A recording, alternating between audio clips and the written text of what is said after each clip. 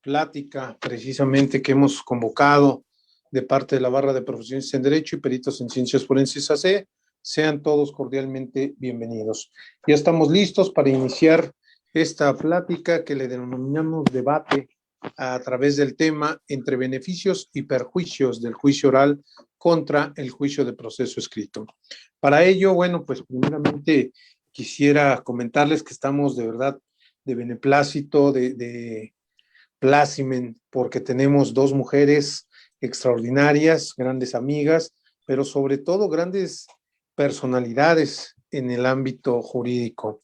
Ella, me refiero a la doctora María de los Ángeles Rojano Zabalza, quien es magistrada de la Sexta Sala Civil del Tribunal Superior de Justicia de la Ciudad de México, y a quien me permito, bueno, pues hacerle tres felicitaciones. Primero, porque el día viernes fue su cumpleaños, y reiterarle esas felicitaciones tan grandes y que Dios le dé muchos, muchos años más de vida y que sigan los éxitos y fructificando cada día más. Segundo, porque, bueno, hace alrededor de 15 días le dieron el cargo de magistrada y ya está en la Sexta Sala Civil ejerciendo ya esa gran función como pues ser humano que le toca el juzgar los asuntos de pues los otros que no lo somos, pero de verdad esa gran labor que pusieron en sus manos, sabemos que lo va a hacer con gran pues sabiduría, como lo ha caracterizado toda su carrera.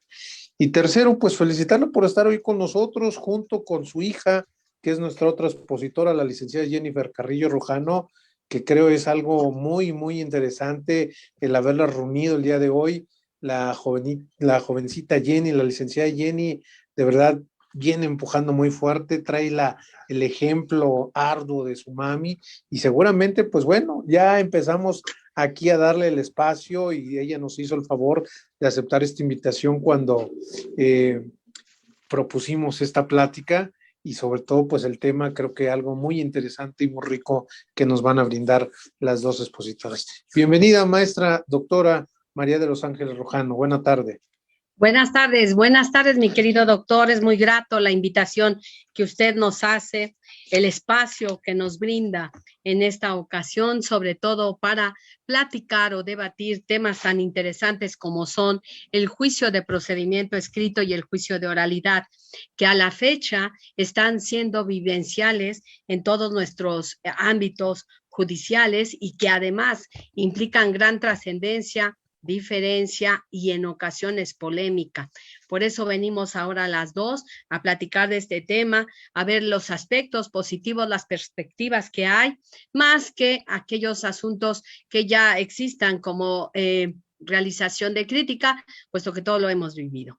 Pero muchas gracias, doctor, muchas gracias por sus felicitaciones. Sí, gratamente estamos ya desempeñando esta tarea de magistrada con todo el compromiso y el mayor esfuerzo que nos ha caracterizado, y que ojalá salgamos de la misma manera que en el juzgado, de manera airosa. Me da mucho gusto compartir en esta ocasión la tarde con mi hija, en donde ella, a pesar de ser muy joven, también ya tiene la maestría y ha sido una defensora total de los juicios orales. Y esto ha dado lugar en muchas ocasiones a un intercambio propio de cada una de sus esencias. Por eso queremos compartir con ustedes esa preocupación y ese punto de análisis que nos pudiera caracterizar. Pero muchas gracias, doctor. Perdón por esos minutos. No, al contrario, maestra, al contrario.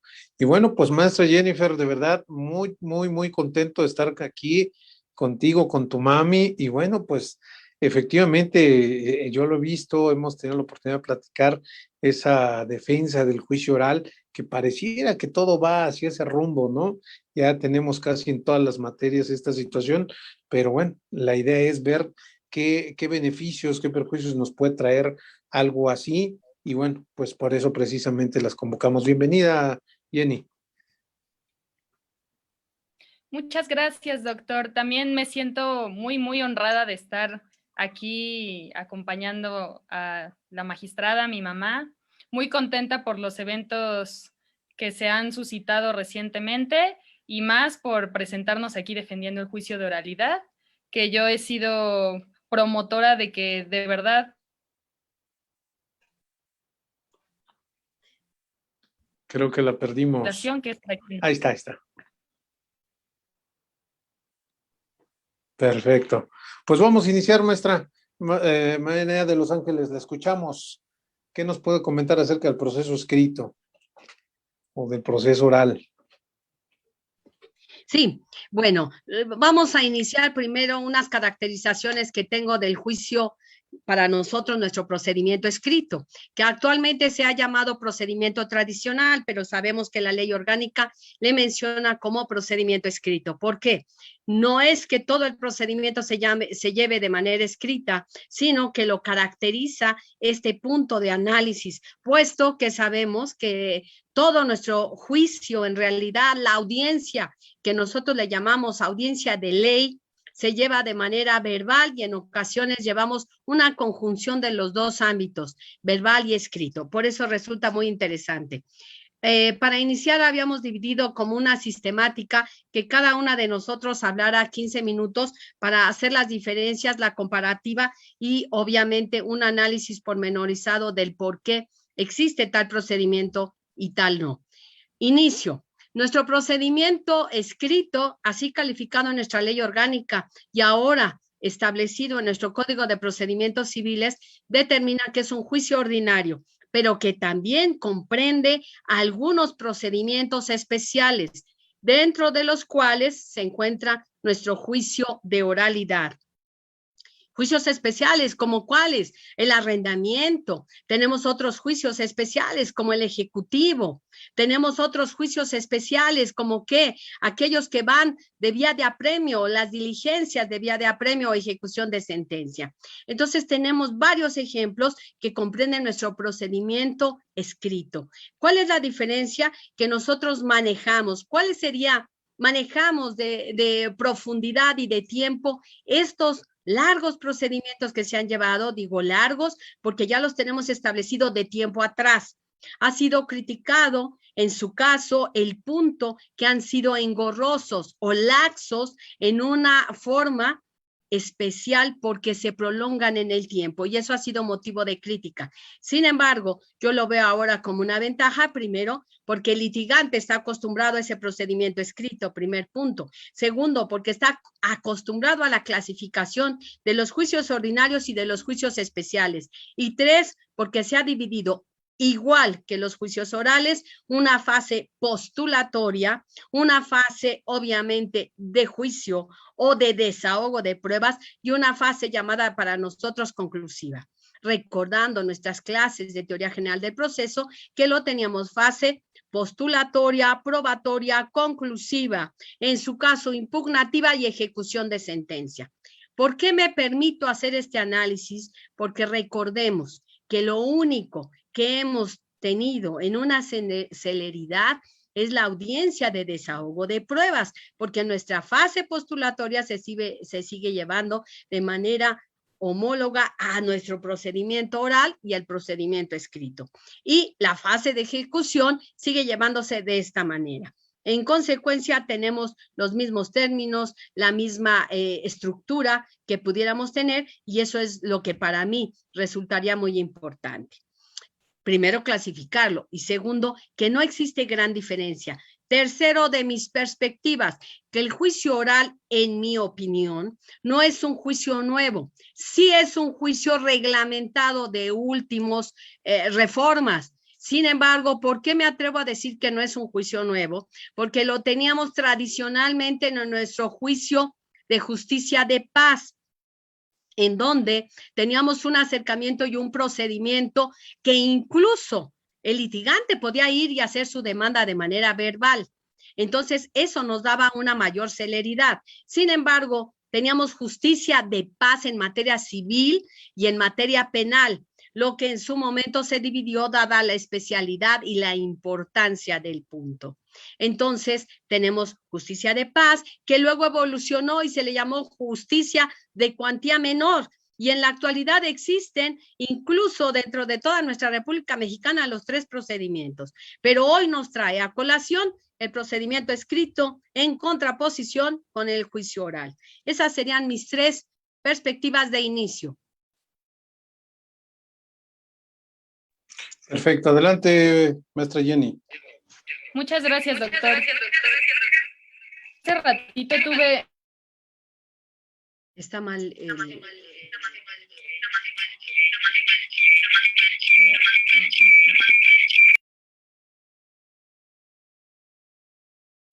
Creo que ya me escuchan. Ya, perfectamente. Sí, ya, sin eco. Muchas gracias.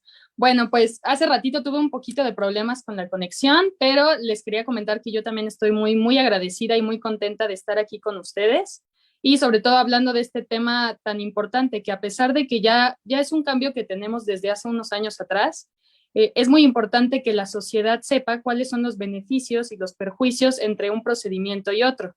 Aquí voy a retomar un poco lo que comentaba la maestra Rojano. Nos decía que si bien el litigante se sentía cómodo con este juicio de proceso escrito, antes conocido como un juicio tradicional o de primera instancia, cabe mencionar que esa es la parte que se tiene que cambiar, el chip que se tiene que renovar. No se puede estar acostumbrado a una situación. Hay que estar en constante cambio y constante movilidad de estos conocimientos y sobre todo de situaciones que beneficien al justiciable. Ahorita, yo creo que más adelante vamos a mencionar cuáles son estos beneficios a favor de los justiciables y sobre todo para que los que nos están viendo ahora puedan valorar entre un procedimiento y otro.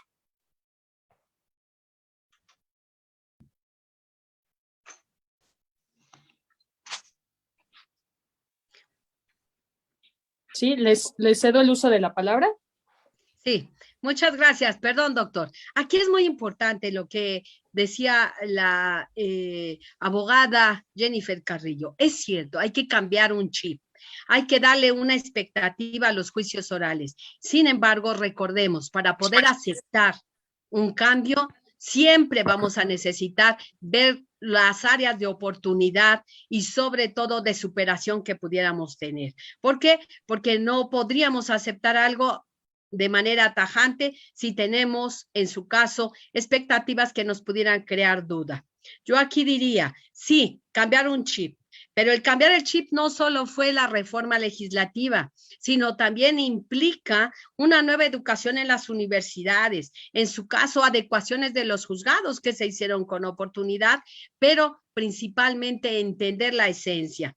Yo pregunto, tenemos 7 principios establecidos en los juicios de oralidad en materia civil, 10 en materia familiar, pero principios que nosotros hemos manejado desde antaño dentro de nuestro procedimiento escrito, que si bien es cierto, se han dejado de llevar a cabo de manera patente, ha sido también por una franca inobservancia, no solo de la técnica jurídica, sino incluso de la necesidad que en ocasiones por las tareas que se han incrementado, se ha tenido que dejar.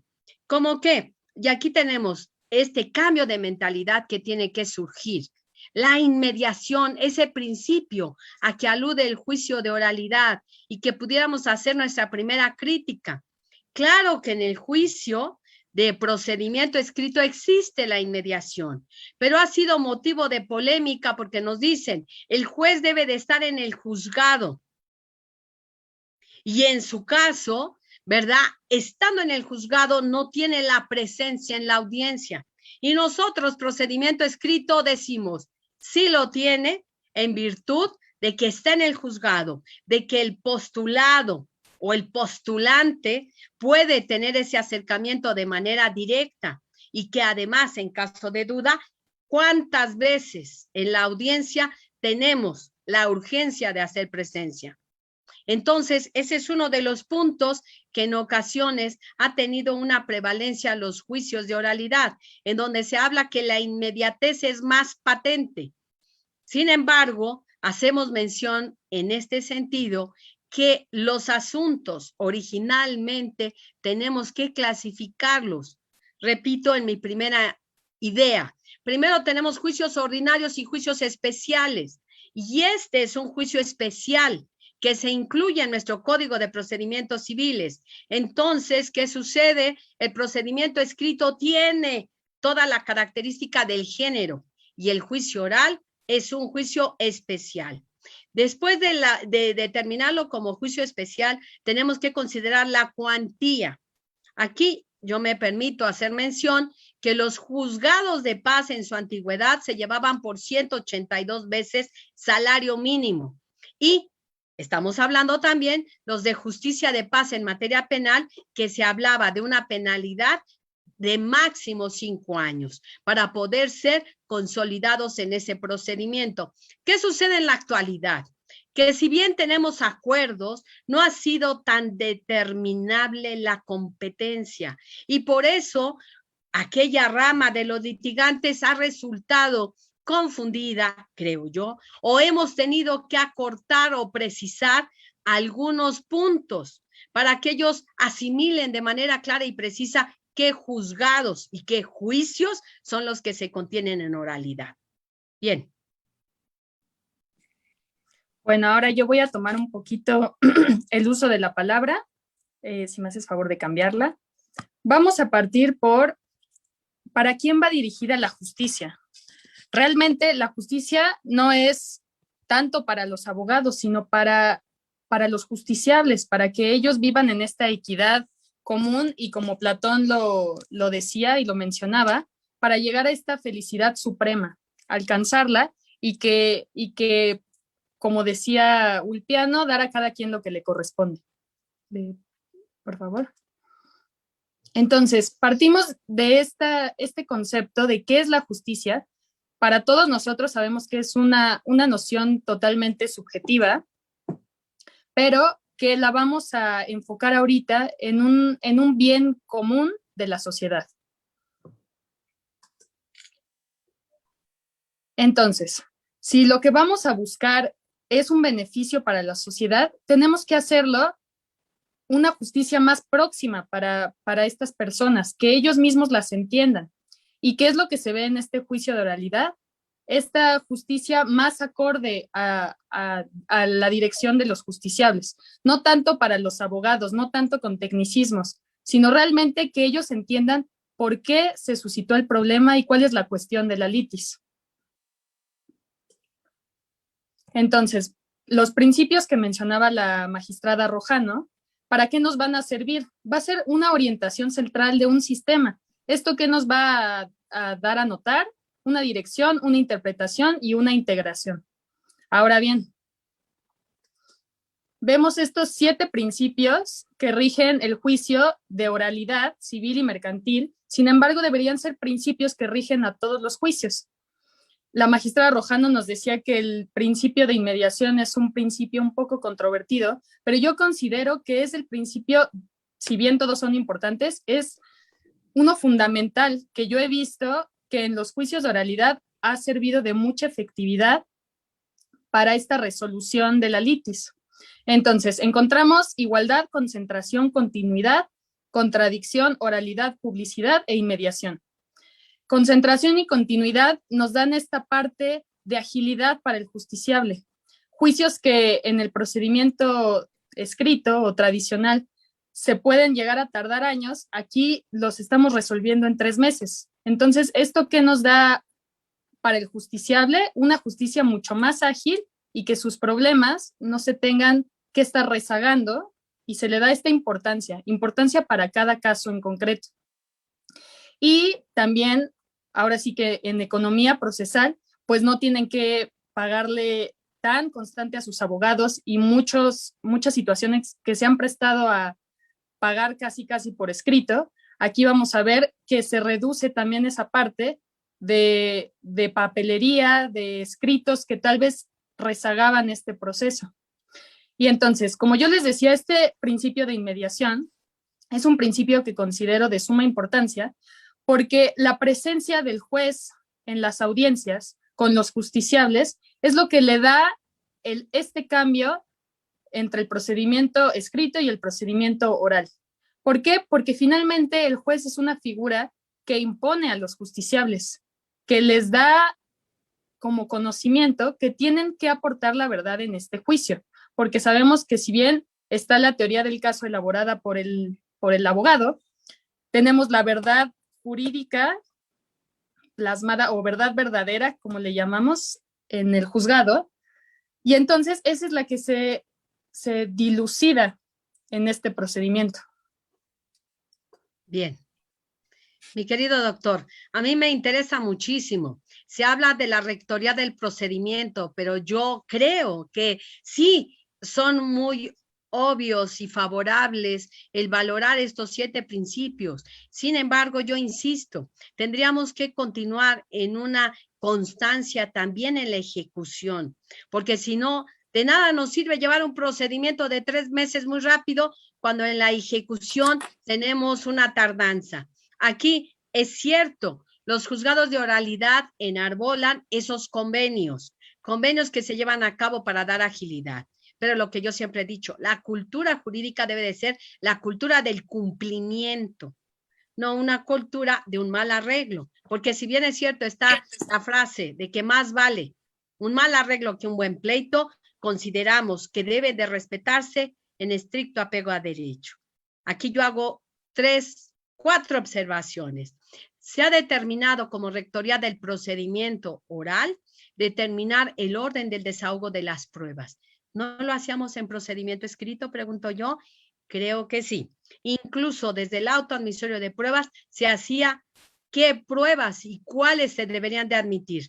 Si bien es cierto, pudiera ser motivo de crítica, y lo acepto, que el litigante considera como si fuera un menú en donde tuvieran que pedir las 7 pruebas que se enuncian en nuestro Código de Procedimientos Civiles, es atingente que se determine solo las pruebas pertinentes, idóneas, conducentes para el desahogo. Entonces, el orden del desahogo de las pruebas y su admisión es tan importante en un juicio como en el otro. Decretar recesos. Los recesos, la suspensión o el nuevo señalamiento de la audiencia también es muy importante y se da en los 2 procedimientos. Cuestiones análogas que respetamos y que son importantes y que quizá nos aventaja el juicio oral porque es una sola audiencia, pero nosotros también la podemos llevar. Si es una audiencia bien preparada, pudiéramos llevarla en un solo día.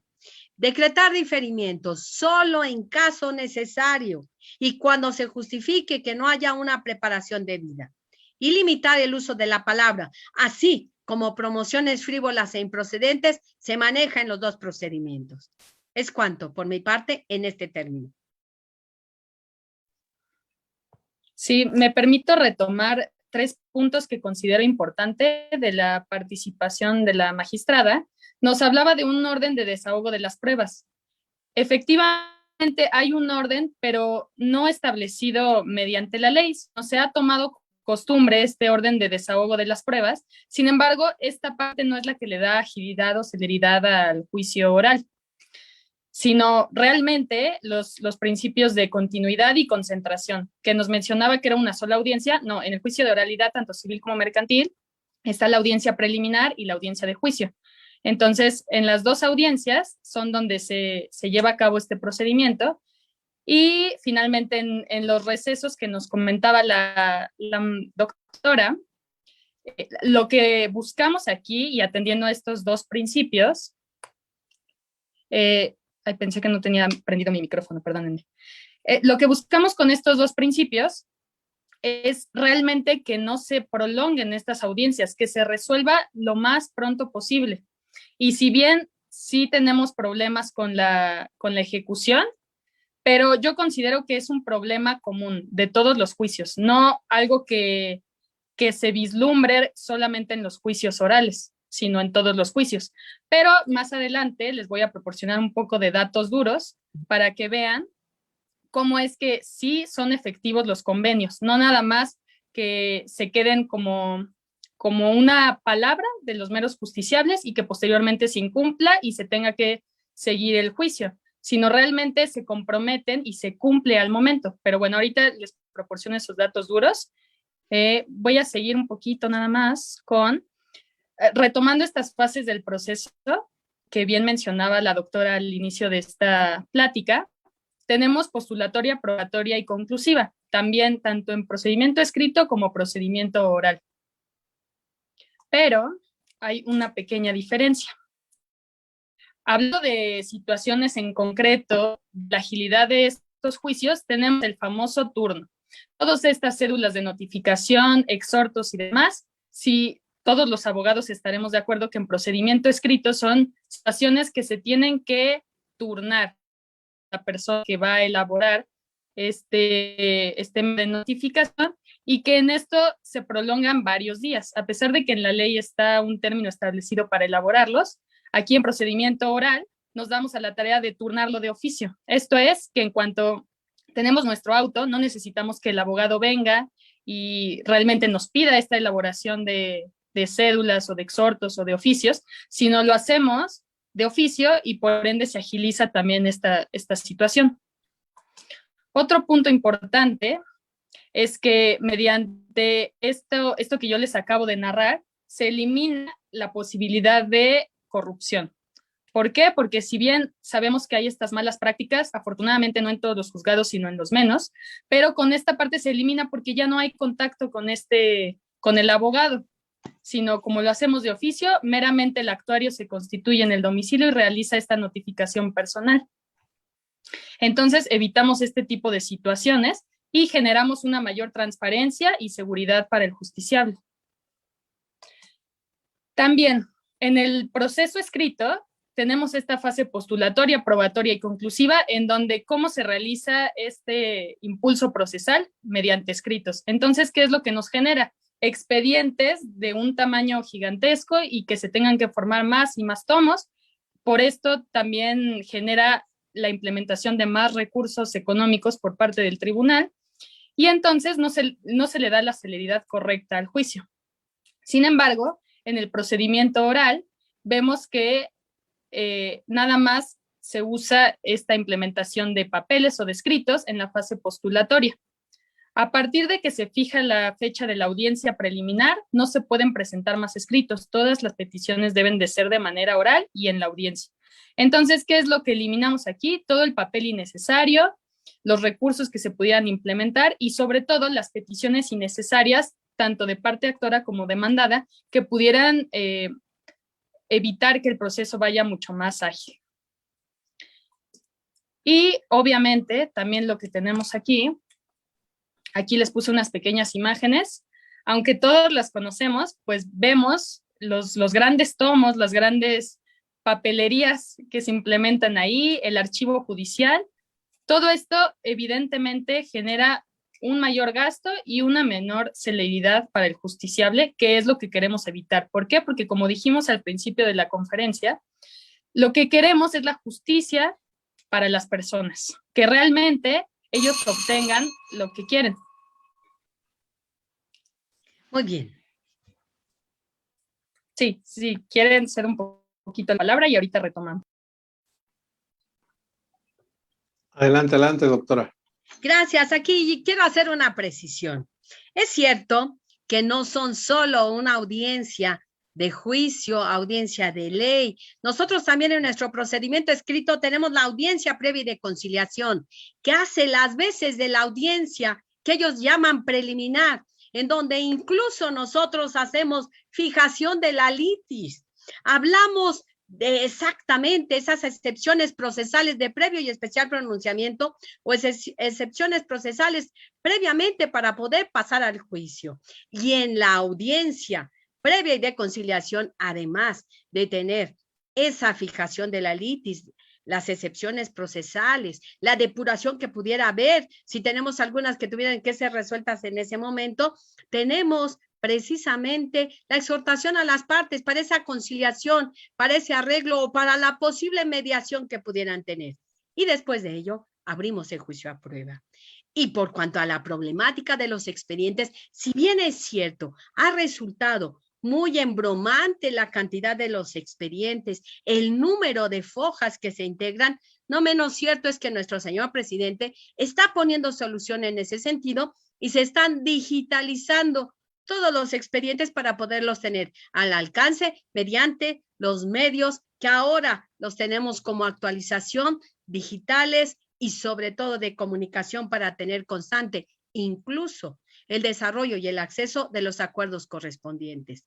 La cuantía es donde yo reclamo también que haya una determinación más constante respecto de esa competencia. ¿Por qué? Porque originalmente era una cuantía implicada en un acuerdo, pero ahora Mercantiles se abre y eso es lo que tuviéramos que tener también, una sensibilidad todos, litigantes, justiciables y sobre todo juzgadores, para que entendamos esa cuestión, porque si no, resulta una problemática que haya excusa de un juez y excusa de otro y no quieran conocer de esa alternancia que desde el acuerdo, si lo leyéramos con cuidado, determina porque está justificable el acuerdo y la competencia y el camino que hemos de seguir para poder dirigir el ejercicio de la acción. Aquí no critico nuestros dos procedimientos, sino quizá esa concordancia que debemos de tener previo a nuestro juicio, de entender la competencia que nos vaya a regir y sobre todo esa cuantía. Las audiencias, mencionaba la abogada maestra Carrillo, que es muy importante que nosotros estemos muy claros en esa audiencia preliminar y la audiencia de juicio que ellos tienen y que para nosotros sería la audiencia previa de conciliación y la audiencia de ley. Yo considero, en mi opinión, que los dos procedimientos son muy importantes, que deben de ir caminando y concuerdo con la abogada Carrillo, la maestra, que así nos enseña. El camino debe de ser accesible para los justiciables. Y aquí encontramos una bella imagen de la concurrencia de las personas y la inquietud necesitadas de justicia. Entonces yo creo que eso es muy importante. Y las nulidades.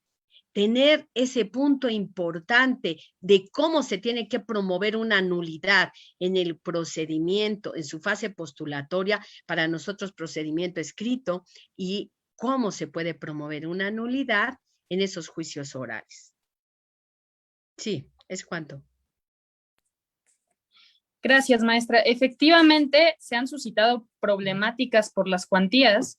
Sin embargo, ahora sí que no es un problema ni de un procedimiento ni de otro, sino de los propios litigantes que con tanta abrumación de acuerdos y de situaciones que han salido, pues se confunden las competencias.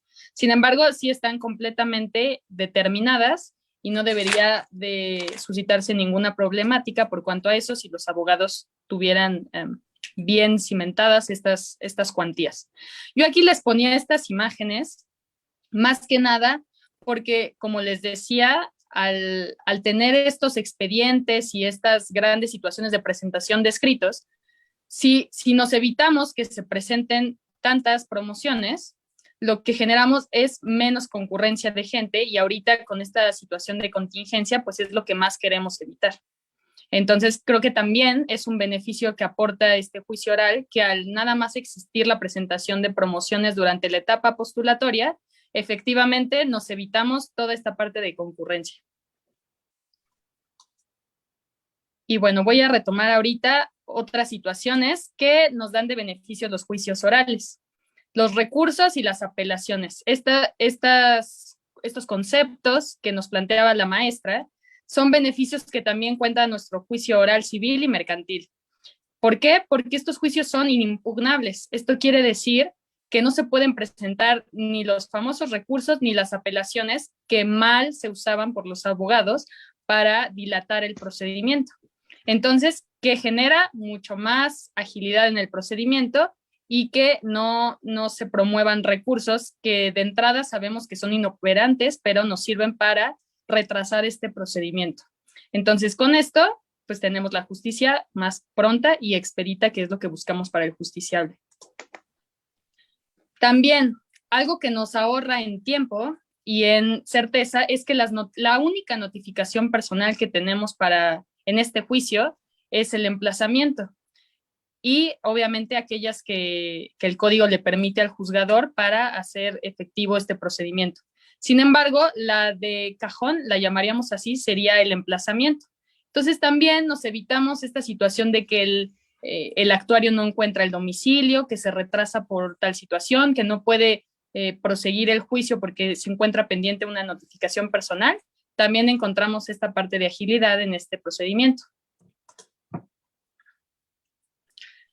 Entonces, ahora sí que cerrando aquí esta cuestión que yo les planteaba en las anteriores diapositivas, encontramos con este juicio una mayor estructura de orden de rapidez, cumpliendo así con los principios de continuidad y concentración. También encontramos solidez jurídica y evitamos nulidades, que era de las que hablaba la magistrada Rojano. ¿Por qué? Porque al ser más transparente el procedimiento, que el justiciable esté en contacto con lo que está sucediendo con su juicio, nos da una mayor congruencia y legalidad en el procedimiento. Y posteriormente, los periodos y el vencimiento. ¿Por qué? Porque en estas audiencias, especialmente en la preliminar, mediante el principio de contradicción se le da la palabra tanto a actor como demandado, y al efectuar su manifestación se le declara por precluido el derecho de lo que no hubiera querido manifestar y se cierra esta etapa probatoria, cumpliendo así con el principio de preclusión procesal. Y es cuanto. Bien, gracias. Doctora Boites, aquí yo quiero hacer mención que si bien es cierto, tenemos una mayor rapidez en el procedimiento y una instancia que solamente pudiera ser impugnada mediante el recurso extraordinario que es el amparo, también nosotros recordemos que nuestras apelaciones son vitales y que incluso en materia familiar se están incluyendo esos medios de impugnación de la apelación, que recibió sus reformas, su evolución, y que por eso tenemos la apelación en el efecto devolutivo de tramitación conjunta con la definitiva, la cual nos ha dado una mayor viabilidad. Que si bien es cierto, en ocasiones dijeran, es innecesario porque un amparo nos puede dar la revisión del asunto, no menos cierto es que la seguridad en ese recurso que existe mediante en forma unitaria o colegiada de un superior que revisa, puede determinar en ocasiones precisamente esa premura, ese análisis y esa determinación que si bien a lo mejor terminará en un amparo, porque lo sabemos que pudiera ser un amparo directo o indirecto, no menos cierto es que en ocasiones una buena resolución de un medio de impugnación nos puede convencer al cumplimiento. Me preocupa más aquellos principios que rigen la oralidad, y aquí exhorto a todos los compañeros, incluyéndonos nosotras, que la oralidad implica un gran compromiso de todos, porque partimos de la base de que se implementa, entre otras cosas, la finalidad de dar celeridad y fluidez a un procedimiento, pero que se requiere destreza mental, agilidad, habilidad de la argumentación, un discurso elocuente y una seguridad y templanza. Y que en este sentido exhorto a todos a actualizarnos en esos temas que en ocasiones los hemos ignorado y que éramos muy doctos para una escritura, una revisión o una verdadera petición por escrito, pero cuando nos dan el uso de la palabra nos quedamos cortos o nos quedamos pobres. Este principio de oralidad que ahora se ha convertido no solo en un principio básico, sino que incluso caracteriza a nuestro juicio, se convierte en una parte fundamental del proceso. Y si bien es cierto, tenemos medios de impugnación que se hacen innecesarios, pregunto yo, ¿por hacerlo mejor lo tenemos que hacer deprisa? ¿O tenemos que profundizar todas las partes, nuestra trilogía procesal en ese ámbito de estudio? La postura del juez debe de ser legal y personal. Debemos tener un acercamiento propio, sí, con una perspectiva legal, pero también diligente en tiempo. Aquí yo exhorto a mis compañeros también de procedimiento escrito, porque es uno de los dolientes quejas que tiene el litigante de la diligencia en tiempo. Que concentremos todos los trámites necesarios, porque recordemos que la continencia de la causa es vital para una buena resolución. Que seamos presenciales en las audiencias, porque eso también dio cabida a la apertura de los juicios de oralidad, que no tenemos por qué decir que no sean viables, al contrario, vamos todos caminando hacia allá, pero que lo hagamos de una forma concordante, con esa mejor preparación que se requiere. Que seamos conciliadores en las pretensiones, que debimos de haberlo hecho desde nuestro procedimiento escrito. Pedir solo lo necesario y no afianzarnos en el error del otro para obtener un beneficio. Y repartidor de soluciones reales y justas. Aquí no solo se aboca para los juzgadores, sino también para el litigante que actúe en el procedimiento. Es cuando.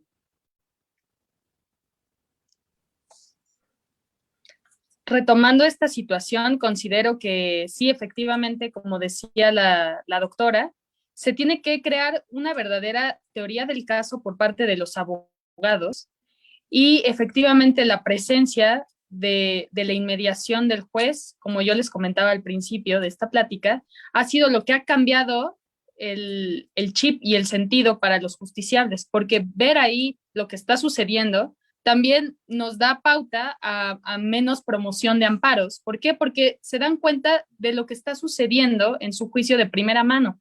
Ya no les contó el abogado lo que pasó, ya no supieron por parte de la secretaria del licenciado con el que contrataron esta prestación de servicios, sino se enteran de primera mano qué está sucediendo y qué es lo que genera esto. Evidentemente, una convicción plena de que su juicio se llevó a cabo lo más correcto posible, ¿no? Entonces, bueno, como decía la magistrada, hay que cambiarnos el chip, pero hay que hacerlo de manera correcta. No entrar ahora sí que como caiga a estos juicios, sino tener bien cimentada cómo vas a entrar y cómo vas a cambiar este procedimiento para que se lleve de una manera correcta. Porque si no están preparados los abogados, que hay algunos que todavía entran sin saber y pensando que va a ser como el procedimiento escrito, es por lo que también existe un poquito de torpeza en estos juicios que se llevan a cabo perfectamente bien planteada la teoría del caso. Entonces, dejando esto un poquito de lado, yo les quiero presentar un poco de datos duros para que vean cómo ha sido la oralidad. Tenemos del Juzgado Noveno de Proceso Oral Civil, donde yo me encuentro adscrita, convenios que celebramos del 2020 a 2021, que dijéramos cuántos pudieron ser si realmente los días hábiles fueron pocos considerando la contingencia. Sin embargo, yo les hablaba de estos convenios no nada más para ejecutarse a futuro, sino ejecutados en ese momento, que en ese momento se pagan las personas y quedan conformes con dicho pago. Ahora sí que les voy a dar, no sé si puse las cifras ahí, pero contabilicé y fueron 25 convenios dentro de ese año que se pagaban al momento y que quedaron conformes. Entonces considero que para hacer un solo juzgado, pues es una cantidad bastante considerable. Y también ahora pasando un poquito de lado con esta parte del juicio de amparo, tenemos aquí de la Dirección de Estadística de la Presidencia de nuestro tribunal, datos duros también. Yo tomé del año más reciente que tenemos, informe, que es del año 2018. Si le cambiamos, por favor. Tenemos que en un juzgado civil de sentencias que se dictan, esto haciendo un promedio de todos los juzgados civiles que hay, en el 2018 tenemos que se dictaron un total de 662 sentencias. Definitivas fueron 384 e interlocutorias fueron 278. Y de amparos promovidos, los que negaron fueron 45 y concedidos fueron 44. Entonces nos podemos dar cuenta aquí que pues es una estadística bastante, ahora sí que negativa para los juzgados civiles en comparación con la que les vamos a presentar de un juicio oral civil. Si bien también se tienen que tomar como factores determinantes que hay menos juicios en los juzgados de oralidad, pero hablando de sentencias nada más dictadas, tenemos que se dictaron 257, 192 definitivas, 65 interlocutorias, y de amparos, los que fueron negados fueron 57 y concedidos 11. Entonces, nos podemos dar cuenta aquí que fueron más los que se negaron que los que se concedieron. Entonces, realmente está existiendo una efectividad en esta impartición de justicia. Entonces, vemos, ¿por qué? Para empezar, se promueven mucho menos amparos que en un juzgado de proceso escrito, pero ¿por qué es esta variable dependiente? Porque, como yo les comentaba, aquí al existir esta proximidad con el justiciable, muchos de verdad que quedan convencidos en la explicación de la sentencia, porque esta también es una parte importante que nos da el juicio de oralidad. En la explicación de la sentencia no pasas a leer los considerandos, sino realmente le explicas al justiciable qué es lo que sucedió con su asunto, qué situaciones fueron las que probó, las que acreditó y las que no acreditó. Entonces, Esto genera que el justiciable le diga a su abogado, no, ya no tengo por qué pagar más porque ya entendí que realmente sí perdí o sí gané. Entonces, pues tenemos una verdadera justicia que, como yo empecé esta conferencia diciéndoles, es realmente dirigida para el justiciable. Entonces, quienes tienen que quedar conformes y satisfechos son los justiciables. Y considero que con esta estadística y demás manifestaciones vertidas, pues ahora sí que vemos bastantes beneficios de la oralidad. Es cuanto. Bien. Mi querido doctor, yo me permito hacer alusión que es cierto, sus estadísticas le pudieran dar una bonancible calificación. Sin embargo, la cantidad de asuntos que nosotros llevamos discrepa muchísimo del estudio que se tenga que realizar. Primer punto. Segundo, las inconformidades que se pueden realizar son diversas. En consecuencia, a nosotros nos ayuda esa revisión de la sala para precisión incluso de criterios que pudieran tener diferencia. Pero algo más importante, además de estadísticas y números, yo apelo a esa circunstancia, no como recurso, sino como ciudadana. Primero, que no guardemos tanto protocolo, que no seamos acartonados, llámese jueces de procedimiento escrito, llámese de oralidad. Saber escuchar, que es muy importante, escuchar al otro antes de pronunciarnos en el punto. El respeto y la prudencia que deben de regir a todo procedimiento y que en ocasiones pudiéramos decir que son valores que debemos de tener de familia. Sin embargo, si no los hemos obtenido en ese seno vinculativo, tengámoslo ahora en el procedimiento. Compórtense y comportámonos todos con ese respeto, tolerancia y sobre todo prudencia. Un discurso argumentativo elocuente, pero además, a diferencia de nuestro procedimiento actual, se requiere que las partes y todos los intervenientes tengan una disposición para colaborar en una buena impartición de justicia y en la búsqueda de esa verdad. Omitir conductas que atenten contra los fines del proceso. Si aquí yo debo una cantidad de dinero, no tengo por qué eludir una responsabilidad. Y el desarrollo de conductas o actos positivos que lleven al conocimiento y no negativos que traten de engañar o dolosamente conducir al juez a una situación errónea. Eso es lo que yo exhorto en un procedimiento y en el otro para que lo tengamos. Pero sobre todo del juzgador, ese acercamiento al justiciable. No, esa distancia que si la intención era la inmediación, que escuchemos a las partes, que escuchemos al litigante y que él nos escuche en la sentencia. ¿Es cuánto?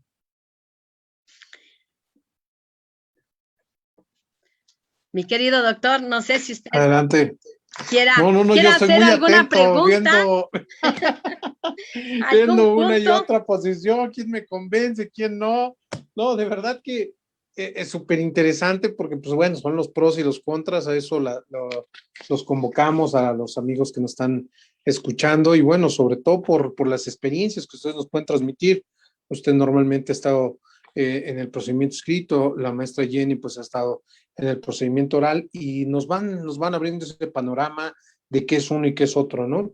Yo le llamaría la conjunción que usted mencionaba del juicio reglamentado y Jenny creo que nos habla del predominantemente oral, ¿no? Porque finalmente, como bien lo dice usted, en el escrito pues también había oralidad, ¿no? O sea, no era todo por escrito, el desahogo de pruebas no era por escrito, era en audiencia verbal. Y también acá tenemos la fase postulatoria, donde Jenny nos habla que ahí hay escrito. ¿Por qué? Porque metes tu demanda por escrito, se contesta por escrito, se hace reconvenciones por escrito hasta que se cierra la litis, se fija y entonces ya deja de ser por escrito. Así me recuerdo que había un procedimiento cuando en aquellos tiempos estaba empezando el procedimiento penal, también le denominaban en el Estado de México predominantemente oral, porque tenía ambas situaciones. Escrito era un híbrido que tenía. Sin embargo, es cierto, la postura de cada uno de ustedes, las figuras que se han ido analizando, pues se va precisamente viendo los pros y los contras, ¿no? Que es precisamente lo que ustedes nos comentan, ¿no? Desde un punto de vista tal vez más ágil, pero tal vez menos estudiado, tal vez menos debatido porque no tengo recursos más que irme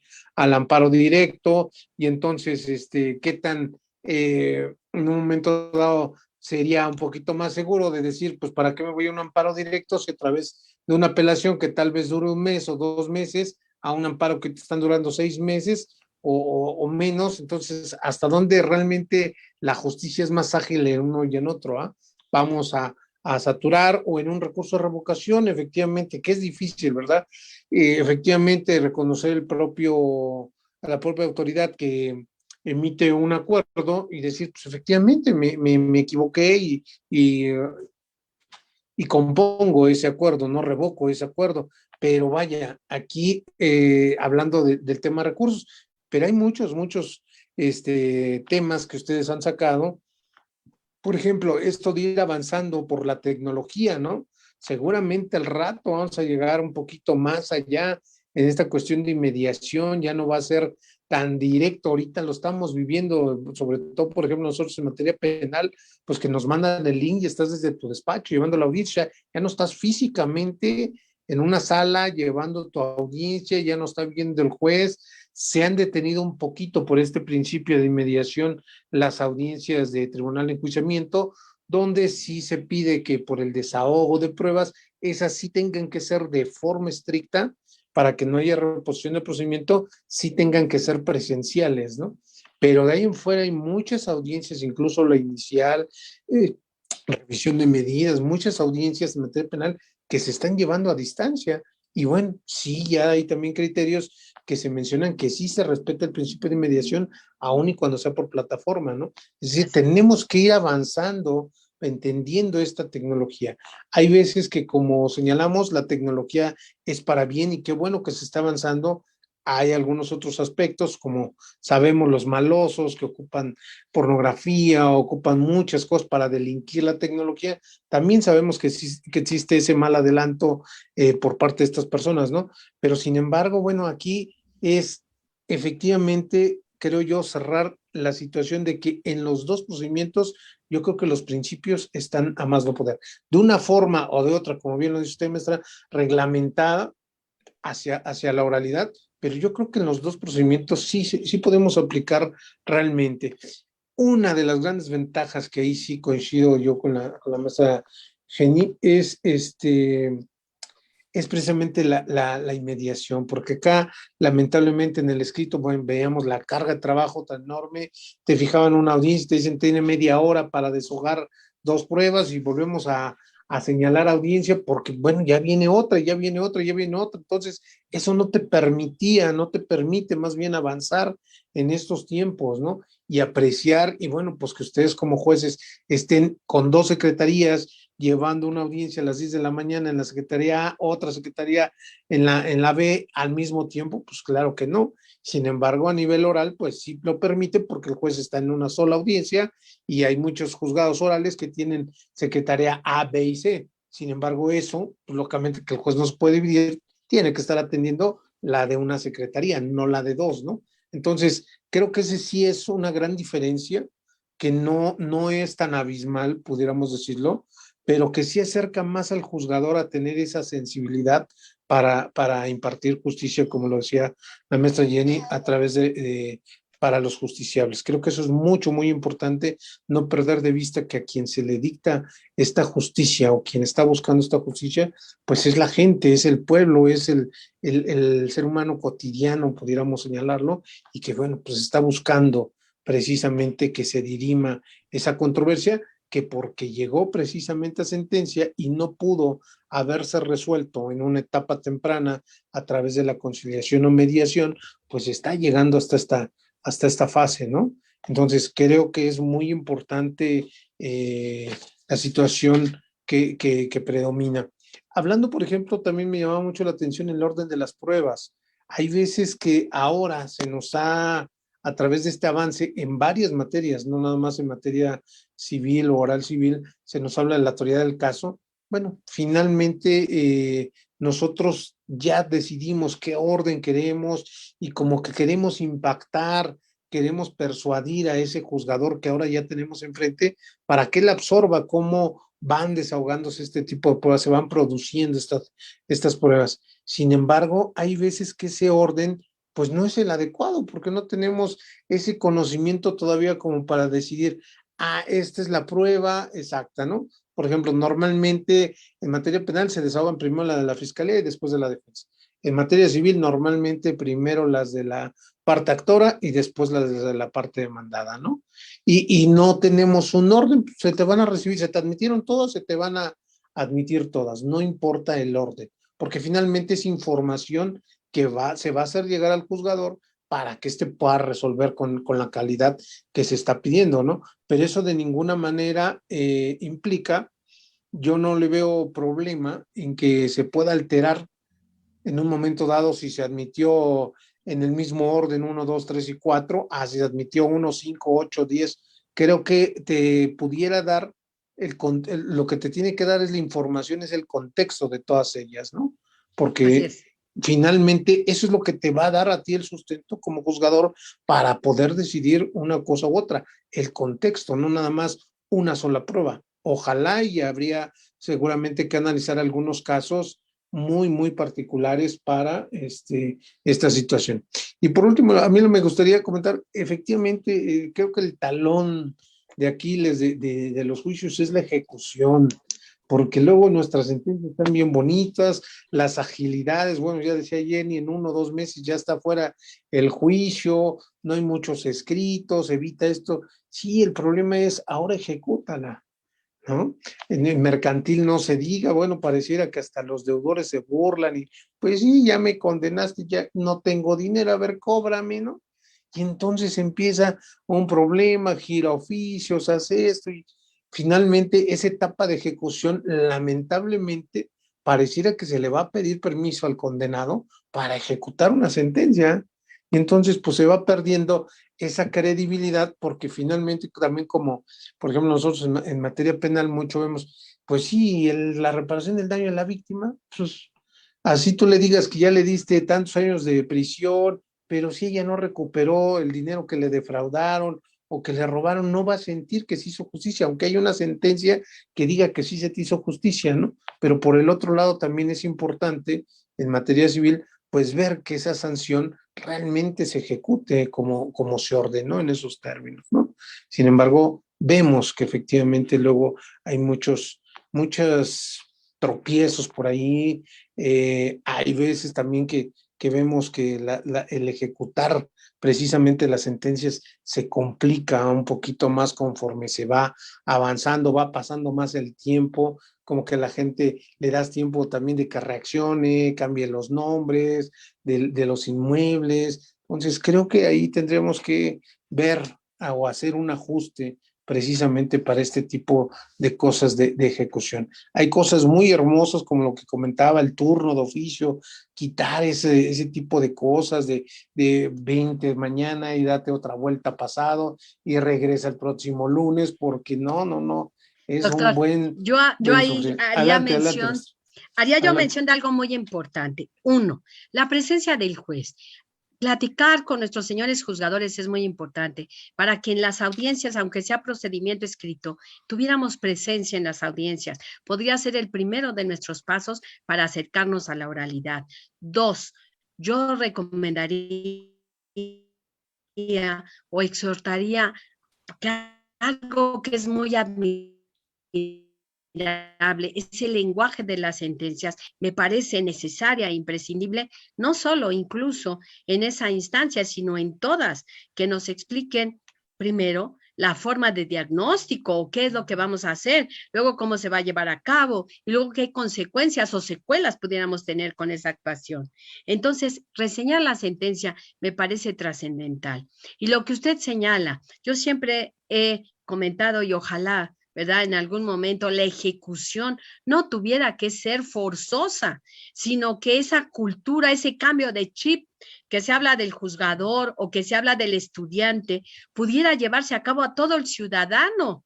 ¿Para qué? Para que si yo tengo un compromiso y yo tengo unas limitantes que hacer, en lugar de decirle, el abogado, no vas a pagar porque te voy a alargar el asunto, o va a prescribir el ejercicio de la acción, o voy a buscar la caducidad, que dijéramos, sí vas a pagar porque tú te comprometiste, y quizá otorgarles unos términos para poder llegar a cabo ese cumplimiento.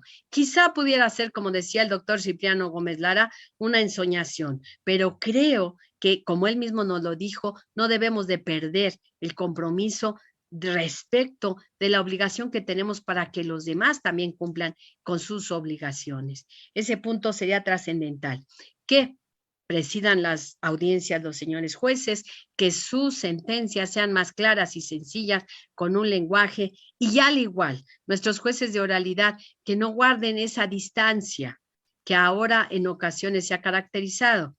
No lo digo por algunos jueces en especial, sino en general. Dentro de todos los procedimientos orales lo hemos visto que en ocasiones no existe esa vinculación, en ocasiones de lenguaje, en ocasiones de escucha. Por eso me permito sugerir. Yo no digo que todos lo hagan, sino al contrario. Tenemos excepciones que pudiéramos nosotros retomar. Sí, doctor, yo también ahí me gustaría añadir a este punto que menciona la maestra. Efectivamente, tanto en jueces de oralidad como de proceso escrito, la proximidad con el justiciable, que no se haga uso de tecnicismos ni lenguaje científicamente jurídico que sea incomprensible para ellos, para quien va dirigida la justicia. Entonces, sí, efectivamente, tener esta proximidad con las partes es lo que ha generado esta creación de convenios, como decía la magistrada, que se haga esta explicación y este entendimiento para que sepan y se realice este cumplimiento voluntario, evitándose así las complicaciones en la ejecución de las sentencias. Creo que sí es algo que ya se está aplicando en oralidad, pero estaría excelente que lo aplicáramos ahora sí que en todas las materias, para que se haga este cambio de chip en todos los participantes del juicio, tanto juez, tanto litigantes, tanto justiciables, para que tengamos ahora sí que la implementación de una justicia más cierta y más efectiva. Así es, la reforma al artículo 17 constitucional que precisamente señala y obliga a todas las autoridades a explicar sus sentencias, lo señala en los juicios orales. Creo que de repente se ha perdido. Y lo comentabas, Jenny, hace ratito, el convencer, el tecnicismo también que toca la magistrada. Creo que de verdad que hay veces que sí nos convence cómo están explicando por qué razón ganaste, por qué razón perdiste, y tú sabes que aunque vayas a un amparo, pues la verdad es que no lo vas a lograr. ¿Por qué? Porque tiene razón, porque no deshogaste bien un testigo, porque el testigo no dijo determinada información, porque tu prueba pues no estuvo bien ofrecida. O sea, de verdad que si eso lo valoráramos nosotros como postulantes, creo que ayudaría mucho. Y yo apenas oí en cuestión de amparo, la sentencia de lectura fácil. Se me hizo muy interesante cómo le explican a una niña que tenía cáncer y que había promovido un juicio.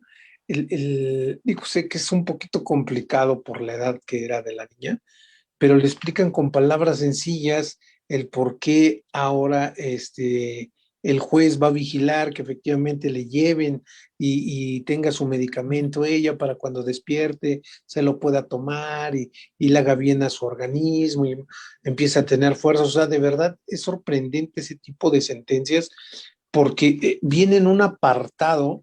O sea, aparte de la sentencia normal, pudiéramos decirla, o jurídica, pero también viene más como traducido, así en poquitos puntos, media hoja, ese apartado. ¿Sabe qué? Usted ganó, usted perdió por esto y esto otro.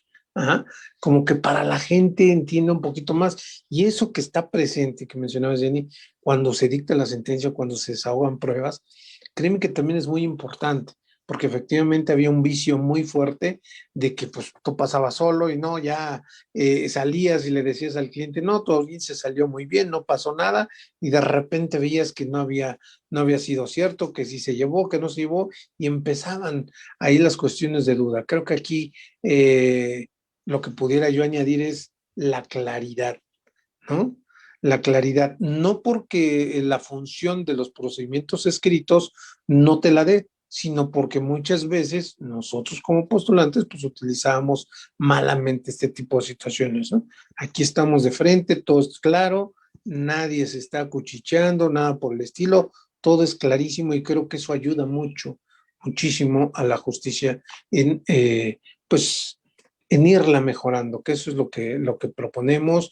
Repito, seguramente el día de mañana va a llegar mucha digitalización a la justicia, como ya en otros países está aconteciendo, pero qué bueno que ya vayamos, como dice tu mami, reglamentando todo esto para ir avanzando, porque, bueno, pues esa es la idea del futuro, ¿no? Llevar estos juicios orales, ya vimos que hubo ahí ya ampliación de juzgados en materia oral civil, ya nos faltan los orales mercantiles, todavía no tenemos aquí en la Ciudad de México, hay algunos estados que ya están en materia federal, apenas crearon 6 juzgados especializados en materia oral mercantil, y entonces pues ahí vamos avanzando poco a poco como las condiciones lo va pidiendo, pero qué bueno que estemos ya empezando y bueno, analizar estos pros y estos contras que ustedes nos han señalado. Es muy interesante. Pues no sé si tengan algún otro comentario, algún participante que esté aquí en la plataforma o que nos hayan escuchado, y con todo gusto, bueno, pues trataremos de hacerles llegar la pregunta que nos realicen a nuestras expositoras.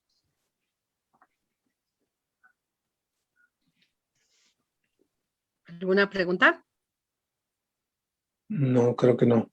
Bueno, pues no nos resta más que agradecerles a ambas, de verdad, muy feliz, un abrazo muy grande a Muchas ambas. gracias. Gracias, doctor. No lo dudo en decir, unas grandes conocedoras del derecho y que bueno, lo único que nos hacen es transmitirnos esas grandes experiencias que día a día en su gran labor como parte del Tribunal Superior de Justicia de la Ciudad de México, pues hacen día a día. Muchísimas gracias, maestra, Gracias. muchísimas gracias, Jenny. Y lo último que me queda por compartirles es el agradecimiento, la constancia de participación aquí con nosotros a la maestra María de los Ángeles Rojano Zabalza, ya magistrada ahora con esas grandes palabras de la Sexta Sala Civil de aquí del Tribunal. Muchísimas gracias. Y también a la maestra Jennifer Carrillo Rojano, quien también, pues bueno, le agradecemos su participación aquí y ojalá y pues sigamos contribuyendo cada día a mejorar esta justicia. Muchísimas gracias a las dos. Claro que Deseamos sí. llegar a la Gracias brevedad a de usted, constancia. doctor. Gracias a ustedes. Gracias. Cuídense mucho. Y Buenas gracias a tardes. todos los asistentes. Que estén muy Que Dios bien. los bendiga. Gracias. Cuídense. Hasta luego.